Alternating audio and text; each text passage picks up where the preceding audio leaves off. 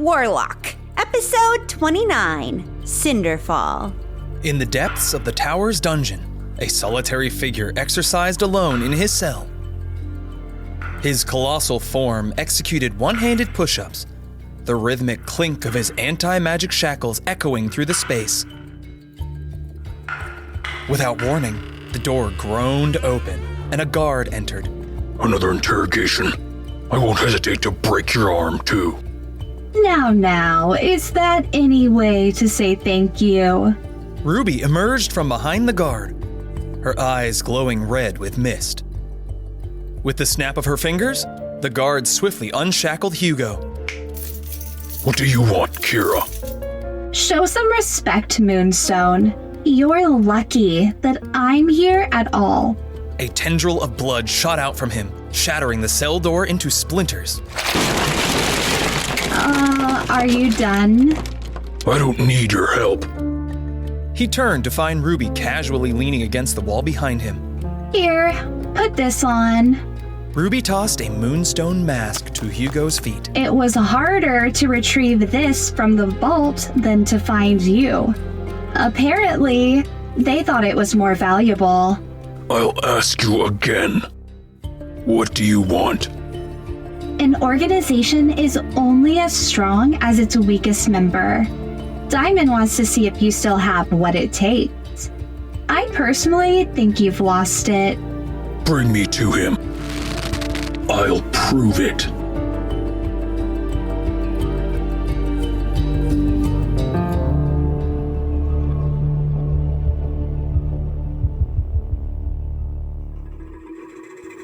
Long ago, the world was at war. But then the 10 dragons arrived and changed everything. They brought peace to the world and gave us the gift of magic. Those who can use that magic are called sorcerers. But that is about to change. My name is Nova, and this is the story of how I became the first Warlock.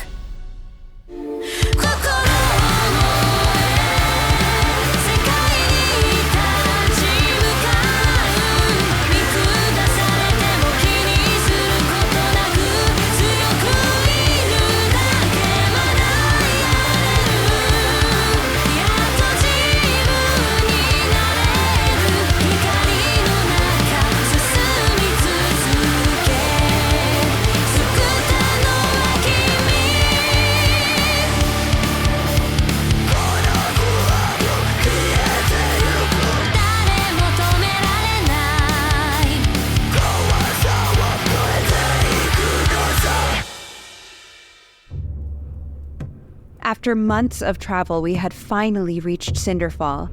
The summer heat was made even more sweltering by the active volcano before us.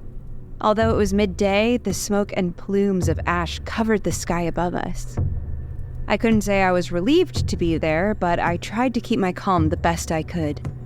Thoughts of Magnus rushed through my head as we approached the main gate. Everyone, just let me do the talking. They aren't expecting us to be here right now, and like I said, this place is strict. So please, don't talk back to anyone. I'm talking to you, Ren. Come on, I'm the picture of civility. You okay, Nova? Not really, but I need answers. Hopefully we'll get some. We haven't spoken to the council directly since the incident with your brother, just their messengers. They owe us an audience. The least they can do is explain themselves. We're all here for you, just know that. As they approached the massive gate dug into the side of the volcano, an armored sorcerer approached. Lady Amara, an unexpected visit, I see. I was just in the neighborhood, thought I'd pop in to see if the council had a few minutes. Took us 4 months to be in the neighborhood. Shh! You may request an audience, but I'm afraid it is near impossible to see the headmaster or the council. We have to try. Please. By all means. I simply offer no guarantees. Proceed to the upper district and meet with the overseer. Thank you. We'll be out of your hair soon. As Nova, Briar, and Amara passed through the gate, a spell prevented Ren from entering. What the hells? What is this, a wall of force? Oh, what? Your servant will need to enter through the lower gate into the glow district. Servant? You better watch it, you tin can. Those without mist are not permitted into the upper ring. Control your servants or enter without them. This is ridiculous. He deserves the same respect as the rest of us.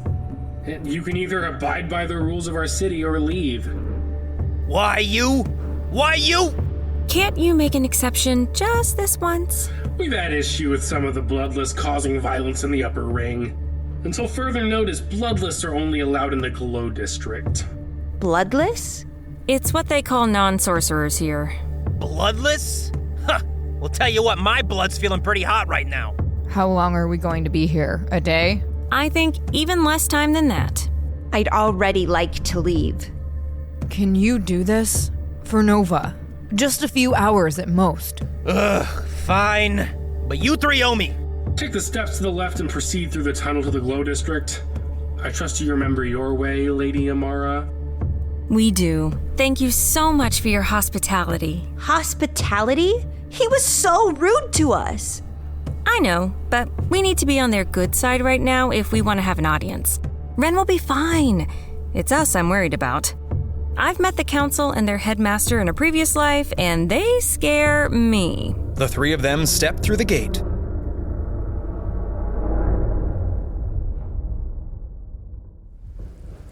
Meanwhile, in the deserts outside Stoneshale, a tall, rugged wanderer walked the sands accompanied by his dire camel.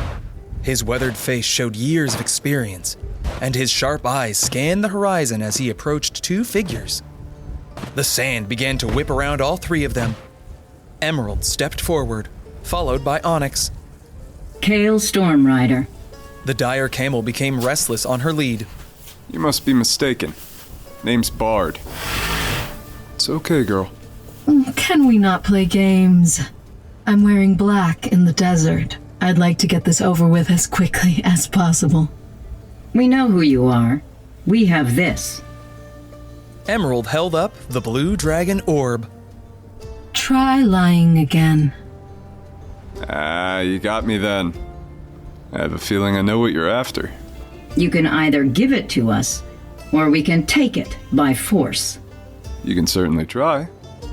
But why don't we have a chat instead? We're a few miles from a town that way. I'm not spending one more minute in this heat. Suddenly, Emerald pressed her hands to the ground. Massive palm trees began sprouting out of the sand around the three of them. In the center, water began to bubble out of the ground to create a beautiful oasis. Wooden chairs quickly grew out of the ground underneath them. Emerald took a seat. The camel walked over to the water and began to drink. Are you serious? Kale took a seat across from Emerald, while Onyx leaned against one of the trees. Diamond said we should negotiate with them. Diamond? So he's the one collecting all of them. Thought something was off. Can't sense any origins on either of you. But the amount of mist you have, whew! You two are scary. You aren't a threat to us. But I have no desire for unnecessary bloodshed. Your only true option is to give it to us, willingly. You're wasting your time. He's too arrogant to... I'll give it to you. Under one condition. You tell me why he's trying to bring back gold. He has no intention of resurrecting him. You say that like he's got a choice. It's inevitable. Isn't that our concern? It's all of ours. But you didn't answer my question. He wants control. Of everyone. Stealing his power and his plan. Not very original. But a deal's a deal. Here. Kale extended his hand to Emerald. She hesitated for a moment before grasping it, then immediately felt a wave of incredible power, like lightning striking her entire body. Emerald fell to the ground in agony. And I was looking forward to a fight. I hope there's something left of you when this is all over. I've never had a dragon for a pet. Onyx crouched down to Emerald as a whirling sand whipped around them, ghostly voices screaming in the wind. As it cleared, the two had vanished. Kale walked up to his dire camel, petting her as she drank. Yeah, there's a fight on the horizon. Don't you worry about that.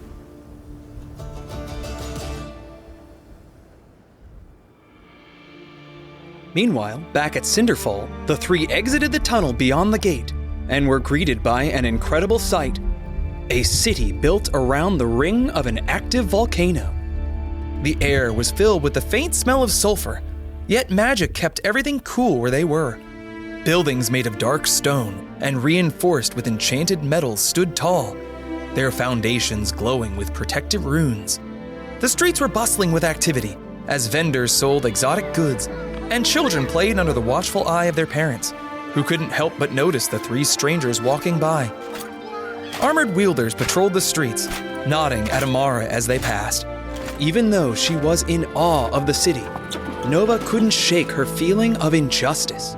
I still can't believe they separate sorcerers and non-sorcerers into two different sections of the city. It's not fair. I know, and I wish there was something I could do about it. Why don't you? It's complicated. You're a dragon. You should be able to fix things with a wave of your hand. Claw. The prejudices run deep here. It'll take a long time to undo the years of brainwashing these people have been through. These people make me sick. I'm with Nova. I'd like to leave as soon as possible rather than be in the company of these elitists any more than necessary. Well, we have to start somewhere. There must be something we can do. If anyone can change their hearts, I feel like it'll be you, Nova. Me? You do have a way of making people like you. I have a lot of hearts to change then. Like you said, you're doing one good deed a day for the lady, right? It's got to add up. Yeah, not fast enough. Up ahead, there it is. A large, imposing fortress jutted out over the lava, made of dark stone and steel. Let me guess. The Citadel. You got it. They sure are dramatic here, aren't they? Let's get this over with. I just hope Ren's okay. Meanwhile, Ren had just entered the Glow District and was experiencing a very different Cinderfall from the rest of the party. As soon as he crossed the threshold into the Glow District, he was met with an almost unbearable heat, like he had just opened the hatch of an iron stove. Sweat immediately began to form on his brow, his lungs filling with the hot, dry air. He could see the shimmering heat in the air around him, as well as the sound of crackling embers in the distance. Jeez Louise, this heat is ridiculous. Do people actually live down here? Ren took the haversack off his back and dug around for his water skin, drinking what was left inside. There has gotta be some water around here somewhere. I can't imagine these people going without it for too long. He walked down into the ragged market. Stalls lined the street, the market buzzing with the murmurs of people bargaining for goods, the clinking of metal, and the occasional cry of a vendor. In the center of the market stood a curiously pristine fountain, its crystal clear water a stark contrast to the surrounding grime. A line of people waited for their turn at the fountain, guarded by an imposing armored wielder. Ren approached the end of the line and leaned forward to the person in front of him to ask, Is this the line for water? What does it look like? The young woman in front of him shot back a look of annoyance. She had tan skin, short dark hair, and wore a cloak with the hood up, despite the sweltering heat. How in the hells are you guys wearing so much clothing down here? It's gotta be like... Look, I'm sure you're nice and everything, but I'm not really in a conversational mood, all right? Geez, all right, fine by me. As the line slowly moved forward, the heat became more oppressive. Ren's cape clung to him with sweat. Suddenly, an older man in front of them collapsed, his skin pale and cracked with dehydration. Get him out of the line. He just needs water. Please. You know the rules. If he can't pay, he needs to get out of the line. Are you serious? He could die. Just give him a cup or two. Besides, it's against the rules. Bloodless. You bastards! You're gonna let him die for a few pieces of copper? Hey, Rust Bucket, give the guy a break. Kid, you're not helping. Oh, yes I am. Just wait. The guard walked up to Ren, his eyes narrowing behind the visor of his helmet. You're an outsider, so you don't know our rules. I'll let it slide this time. But you're bloodless, and if you give me trouble one more time, You'll spend some time in the cage. Oh, real tough guy hiding in his steel pajamas. Why don't you take all that off and fight me like a... Suddenly, the pommel of the wielder's sword struck Ren in the gut, dropping him to the ground. Now, get this man out of the line. Ha! You moron. What did you call me? I was just trying to see how strong you actually were. And I gotta say, I'm not impressed. Why, you... As the guard began to draw his sword, Ren quickly grabbed his hand, using the momentum to pull the wielder forward. Taking advantage of the armor's weight, he quickly kicked his heel behind the swordsman, pushing him to the ground hard. Get him some water, quick! Help me get him to the fountain. A few of the other townsfolk in line helped the old man to his feet, bringing him to the fountain and helping him drink. Ren rolled the wielder onto his stomach and stood on his armored back. That armor sure looks uncomfortable. You little... The minute... Hey, get off me. You got some guts, kid. Toss me your skin. Ren tossed the girl his water skin, and she began to fill it up for him. Suddenly, the crowd began to scatter as a patrol of wielders walked down the street, their armor glinting ominously in the harsh light. Damn it. Get out of here. Oh, come on. We can take him. Can you fight? Oh, she's got plenty of fight in her. Don't you, Grisha? Without realizing it, a tall figure silently appeared behind them. He had long, flowing blonde hair and piercing blue eyes. He wore a meticulously tailored, black military-style uniform adorned with silver embroidery. Despite the oppressive heat, he seemed unaffected, as if his attire was magically cooled. In his hand, he held a slender rapier, its polished blade gleaming faintly. I thought I could smell something foul had wafted down here. Aren't you pleased to see me, little mouse? It's been a while, hasn't it?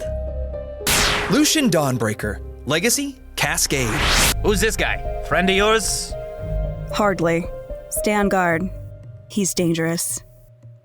Oh, come now, Grisha. No need for hostilities. Let's make this quick. Hand over the water and I might let you go unscathed. Ha! Over my dead body? That can be arranged. Look, you're making all this fuss over some frickin' water? Is it really that rare around here? Quite the contrary. This is a perpetual fountain. It never runs out of water. Wait, what? Then why are these people paying for it? Because how else are they going to squeeze every last coin out of us? On the contrary, my little mouse.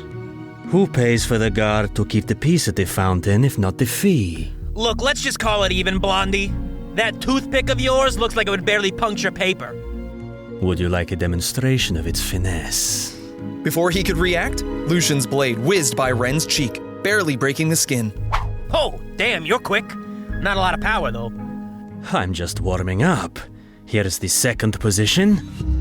Lucian swiftly brought the rapier back across Ren as he attempted to step back, the blade slipping effortlessly by his arm, leaving a stinging gash in its wake. Ah! Wait, what the hell? You barely touched me! Enough, Lucian. He gets it. Lucian pointed the tip of his sword at Ren. Yield, bloodless. Oh, I ain't done. Ren lunged forward with determination, but Grisha, with a deft movement, tripped him, causing him to crash to the ground with a grunt of frustration. Hey! The sudden move disrupted Lucian's attack, his rapier grazing the edge of the fountain. For a fleeting moment, nothing happened, but then the fountain split down the middle with a resounding crack. Shame. Fourth position is my favorite. Still, I think we should teach you some respect.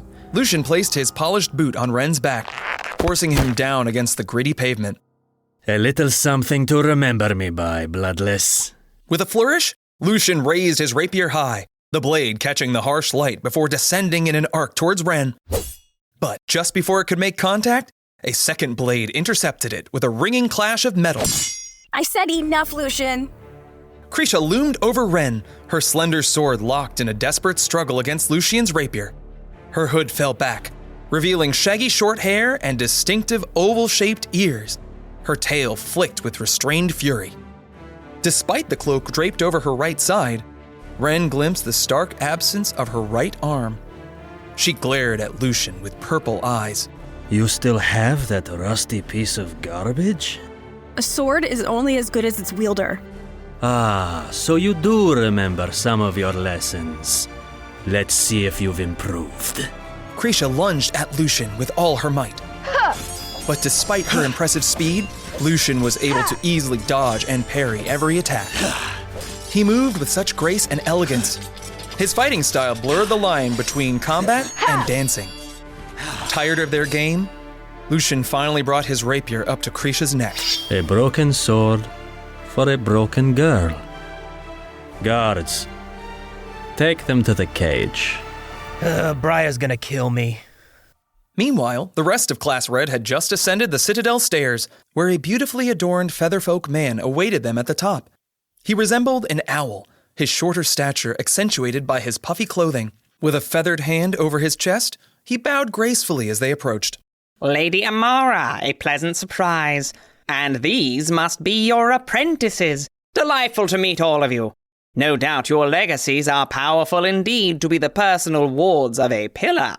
Thank you for meeting with us on such short notice. I promise we won't take up too much of the council's time. Oh, I would have hoped the front gate would have informed you. The council is not seeing anyone these days. I know, but in light of my company here, I thought you might be able to make an exception. Company? My name is Nova Ravenwood. Ring any bells? Ravenwood. Don't play dumb. You know that name. I'm sorry, it's not ringing any bells for me. My brother was Magnus Ravenwood, and you murdered him. Nova? I've had months to figure out all the questions I was going to ask your council, all the things I needed to know, but all I can think about is how you put him in danger and killed him. I remember now. Siphon, yes? His power was near limitless. What a talented young man. My condolences, of course, to you and your family for what happened. I don't want your condolences. I want answers. Nova, take a breath. No, I won't calm down or take a breath until I speak to his damn council. Let me see what I can do. Our headmaster is an extremely busy man, but I shall expedite an audience request. Thank you. Thank you so much. Please enjoy one of our world-class restaurants while you wait. I shall make a direct appeal on your behalf. Fine. I shall seek you out shortly. Please enjoy a meal on us. We will speak soon. He stepped away, back into the council hall. They walked down the steps. Nova, are you okay? No, I'm not. I know this is going to be tough to get through. I am really sorry for what you're going through, but we need to play by their rules if we want to get anywhere. I know. I don't need a lecture right now.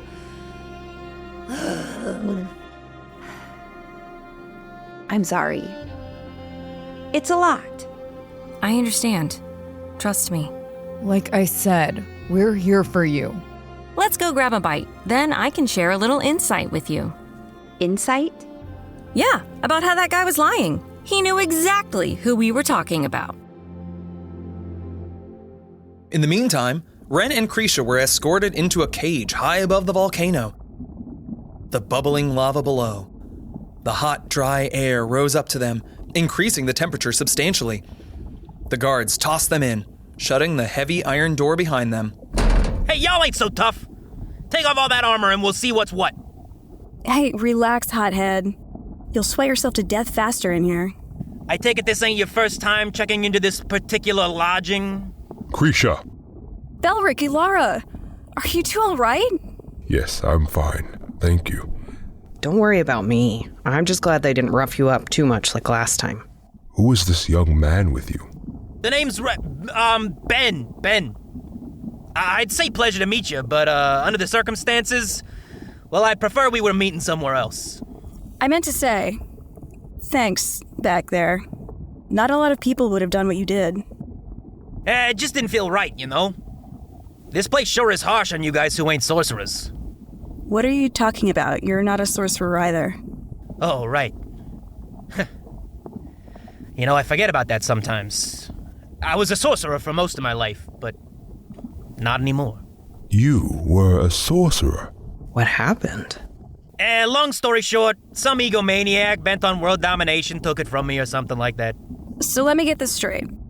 You didn't care that we didn't have magic? You just helped us out of the goodness of your heart? Yeah, is that so hard to believe? Besides, Nova would have made me help anyway. Hell, she would have been just as pissed as I was. Brian and Amara too, probably. Are they sorcerers too? Yeah, we're on their... Oh no, those were real names, weren't they? Crap! You know, I feel like you guys won't rat me out. My real name is Ren. We're from Oakvale. Oakvale? So far from home, young man. Oakvale's always sounded like a wonderful place. Oh yeah, everyone's treated as equals there. Well, for the most part. Why do you guys stay here? Oakvale would love to have people like you. My family is here. I can't move all of us across the world. We barely have food as it is. I have to take care of my father. He couldn't survive without me. I'm mad enough at myself for getting thrown in here. I hope he's all right. Why are you in here, if you don't mind me asking? I didn't pay the tax this week. Tax? For what? Cinderfall charges us bloodless a tax to live here. If you don't pay, you spend the day in the cage.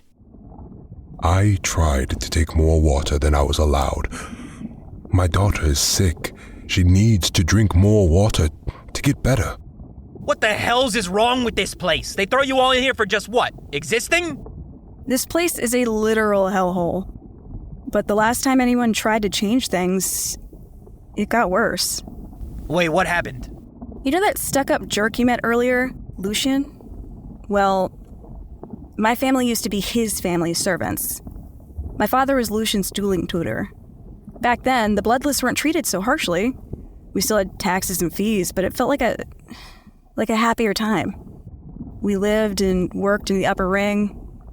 We used to be friends. My father would teach both of us together. We saw each other as equals. Until what? Krisha slumped down where she sat, searching for the words, but they never came.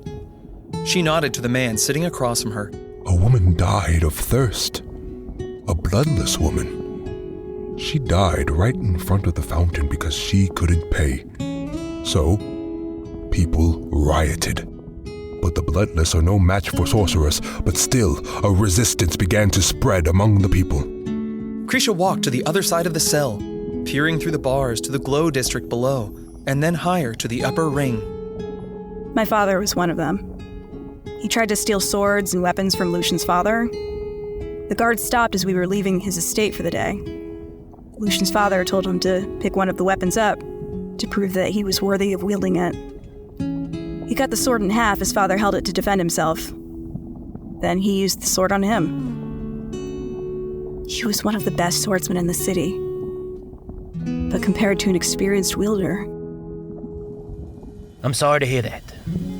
Oh, I wasn't done. I picked that broken sword from his bloodied hand and cut that bastard across the back. He looked down at me and laughed. He should have killed me that night. Instead, he... Krisha glanced down to where her right arm used to be. When I woke up in the glow district, I had nothing but that broken sword. I don't know why he let me keep it, but I haven't stopped training. I practice every damn day, but it's worthless against them. It's not fair. None of this is fair. I'm going to make his family pay for what he did. I'll kill every single sorcerer if I have to.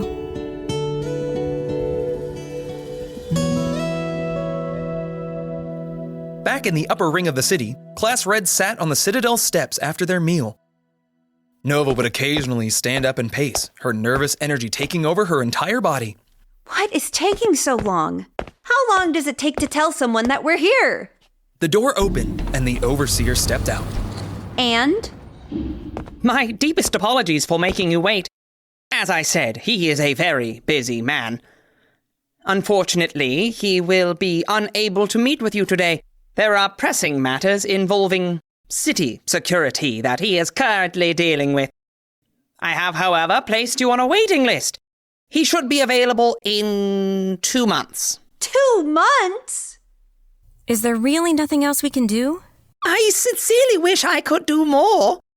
I'm simply the liaison between the public and the council. It is beyond my ability to help.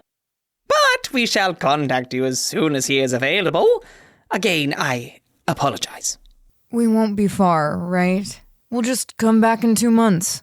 You've been waiting years for answers. What's a little more time? You're right. Thank you so much for your help. I know it's not your fault. I do have one bit of information that pertains to you. Ren, are you okay? You moron. We've only been here a few hours and you're locked up. I'm glad you're okay, Dunderhead. I talked with the overseer. He said you're all free to go. He owes us a little goodwill. Thank you so much. Yes, thank you. The guard escorted them all back into the cool hallway, with Class Red giving them water and food from their packs. Krisha, however, refused. No thanks, I'm fine on my own. Hey, give me back my sword. Yo, Mouse Girl. Come with us. What? What? Not to be rude, but who are you? Don't worry about me, I'm good. Krisha, right? Yeah, and I'm sorry, but traveling with a bunch of sorcerers sounds like a nightmare. Nice to meet you, Ren. Good luck on your world-saving adventure. Look, they aren't like the people here, I promise. You said that you want to avenge your pops, right? Well, we're heading to meet a martial arts master. I'm sure he can help you get stronger, too. I'm gonna take my chances on my own. If anyone can change their hearts, I feel like it'll be you, Nova. Wait. What? I came here seeking answers about my brother, and I think maybe I wanted vengeance too. But honestly, I don't know if that would have made me feel any better about losing him. Look, Lavender, I don't know you, all right? I said I'm good on my own. That fancy pants sword guy danced circles around you. You did an amazing job, but no matter how hard you train here, there ain't no way you're gonna catch up to him on your own. Ren's right. I bet you're a good fighter. A great fighter. And I bet you have the drive and desire you need to get stronger, too. I know I can't change things around here, but come with us. Come with us and get stronger so you can come back here and kick the gates down and make this city a better place. In fact, we'll do everything we can to help you make things right here. I promise. Do it for the Belricks and the Alaras of this city. Do it so you can wipe the floor with Captain Blondie. Huh, what I wouldn't give to watch you slice up that pretty silk shirt of his. Krisha paused for a moment. Amara, Ren, and Briar all watched silently in anticipation. Hey, you heard her. She wants her sword back. Now, are you going to sit here and pout, or are you going to come with us so you can do something about it? Class Red made their way back down the path away from Cinderfall as the heavy iron gates closed behind them. It was worth a try. I think you both made some good points. I like the tough love angle. Worth a shot, right? Well, some good news. We'll be there by tonight. It's only a few hours from here. Yeah. Hey, you tried. You can only offer help, but people have to take it on their own. Yeah, and you know what? I think we should come back here and do something about this dumb city. You sold me, Nova. Power means nothing if those with it do nothing. Thanks. Hey, wait! Krisha came dashing out of the lower gate, sword and bag over her shoulder. Mousy! All right. I'll give it a try. But if this turns out to be Goblin's Gold, I'm out of here. Got it? You won't regret this. Trust me, this guy's gonna be incredible. I haven't met him yet, but damn, I'm looking forward to it. I think Ren's excited he's got a training partner. I hope this wasn't a mistake. She's a little rough around the edges. I've got a good feeling. I can tell she's a good person under that gruff exterior. Come on, I won you over, Sabrina. Why not her? Okay, yeah, fine. You've got a point. And you're sure we can trust her? These ears aren't just for decoration. I can hear what you're saying. I'm wondering if I could trust you. I guess we'll have to earn it from each other. Welcome to Class Red, Krisha. You met Nova, and this is Briar, and that's Amara. She's kind of like our substitute teacher. Oh, and she's also the Red Dragon. What?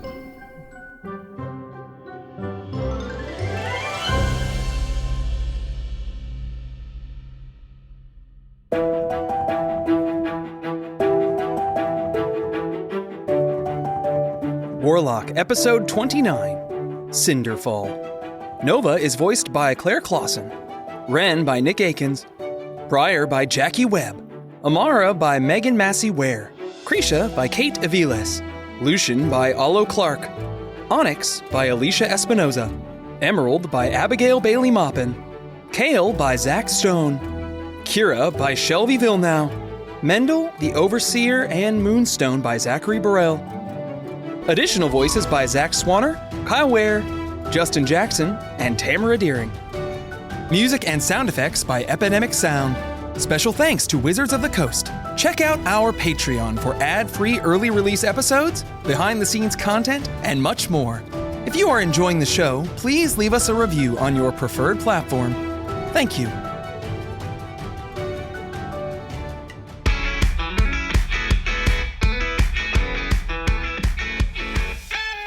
Next time on Warlock. Class Red, accompanied by Krisha, makes a surprise visit that quickly turns chilling. What ominous secrets awaits them inside the haunted mansion? I thought you said you were a tough bunch. I ain't scared. I am Warlock, Episode 30, The Ghost of Vesper House. On Warlock.